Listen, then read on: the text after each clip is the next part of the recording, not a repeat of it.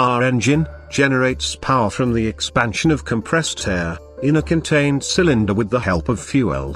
That is why it's called as an internal combustion engine. Before getting into the working, let's see the main parts involved in the working of an engine. First, the crankshaft. This is the part which converts the linear motion of the piston to a rotational force. Next, the pistons and the piston rods. The pistons will be pushed down by the expansion of compressed air, and turns the crankshaft. And the valves, which controls the flow of air and fuel into the cylinders. These valves are driven by the intake camshaft, and the exhaust camshaft, and the camshafts are driven by the crank itself, using a timing belt. There will be idler pulleys, and a tensioner pulley, to hold the belt tight in place. This here is the internal structure of a 4-stroke, inline 4-cylinder, DOHC engine, which is commonly found in most hatchback and sedan cars. A 4-stroke engine should pass through 4 different strokes to complete one cycle to produce power. They are intake, compression, power, and exhaust stroke. The crank to camshaft ratio is 2:1. Which means it will take 2 crank revolutions to complete 1 camshaft revolution. And the camshafts are designed in a responsive manner to open or close based on the corresponding strokes of each cylinder.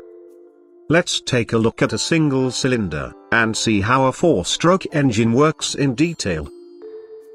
In order to ignite the air-fuel mixture, a spark plug is used. This will ignite the compressed air-fuel mixture with the help of an electrical spark. We will take it down by each stroke. The intake stroke. The inlet valve opens and the downward movement of the piston creates a suction. This pulls the air-fuel mixture into the cylinder. Once the air-fuel mixture is in the cylinder, compression stroke begins compressing the mixture. At this time both inlet and outlet valves stays closed. At the end of compression stroke, the air-fuel mixture is ignited by the spark plug. The explosion exerts pressure and pushes the piston down. This is the power stroke which produces power to the crank.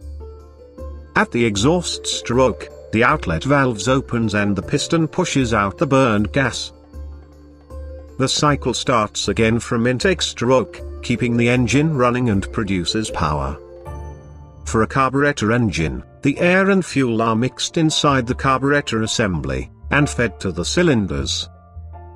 In the case of a fuel-injected engine, the fuel is injected into the intake manifold, or directly into the cylinders.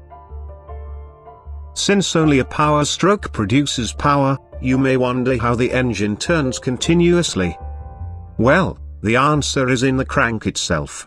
The flywheel and the crank counterweights provides momentum, which keeps the crankshaft from stopping immediately.